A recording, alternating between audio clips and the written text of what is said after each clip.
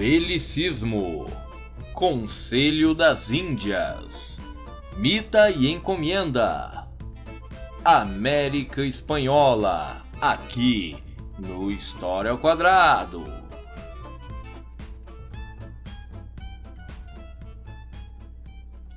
Salve, bem-vindos a mais uma emocionante viagem pela história. E hoje o tema é América Espanhola. Olha como eu rimo bem, eu sou quase um poeta.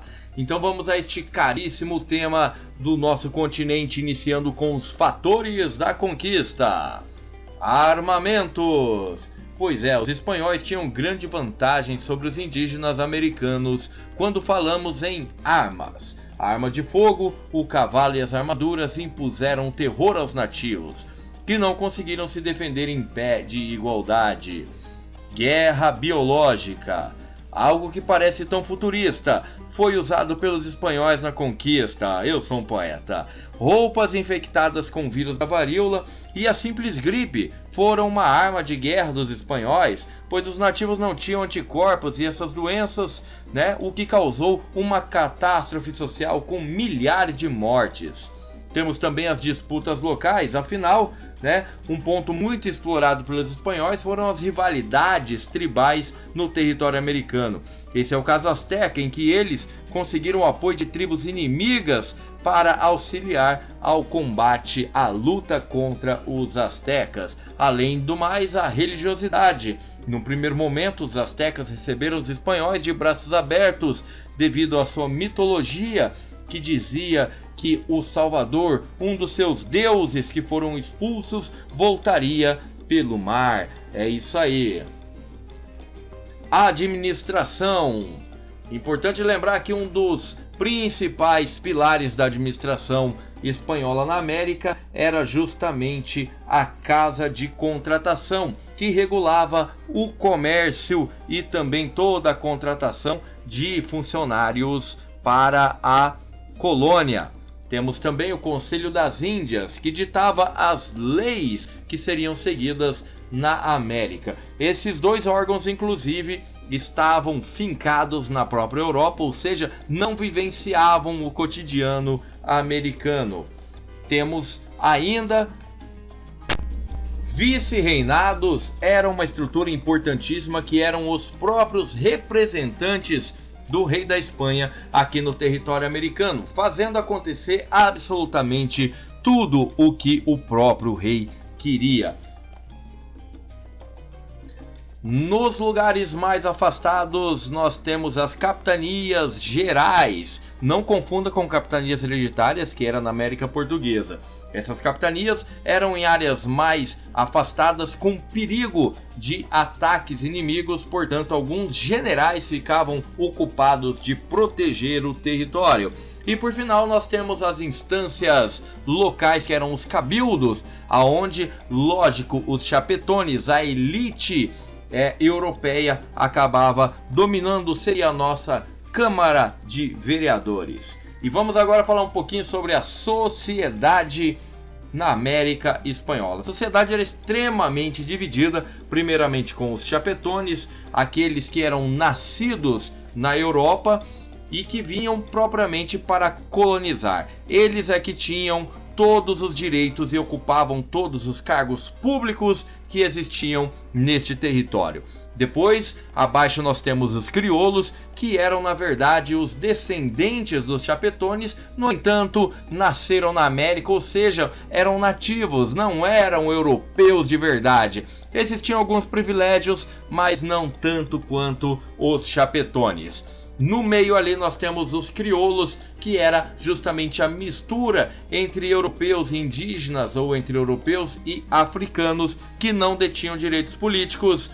E também nós vamos ter ali os indígenas, a grande parte justamente deste continente que passou a ser colonizada e explorada pelos espanhóis, e que era responsável principalmente pelo trabalho nas minas, uma quantidade enorme, apesar de toda a mortalidade que existiu na colonização. E por final ainda temos os africanos escravizados também, em menos quantidade do que na América Portuguesa, mas temos sim, principalmente trazido para as Antilhas para a produção de açúcar. E vamos agora para a economia espanhola, uma economia baseada na extração de minérios, especialmente a prata, minério, né? Não cultuado tanto quanto o ouro, mas no segundinho lugar ali a prata vale a pena, é melhor do que o bronze, né? Então a prata extraída principalmente da região do Potosí, ali na região dos Andes. O Potosí vai ficar conhecido inclusive como a montanha de prata, como o lugar onde mais se retirou prata no mundo, no planeta e no universo. O trabalho dessa extração era basicamente indígena, porque os indígenas eles já conheciam todo o território e também já tinham domínio da extração da prata. E tudo isso ocorria no sistema da mita, que era um trabalho obrigatório onde os indígenas eram recrutados para um período de serviço nas minas. Tinha também um repartimento que envolvia a distribuição forçada de trabalhadores entre as minas e as fazendas.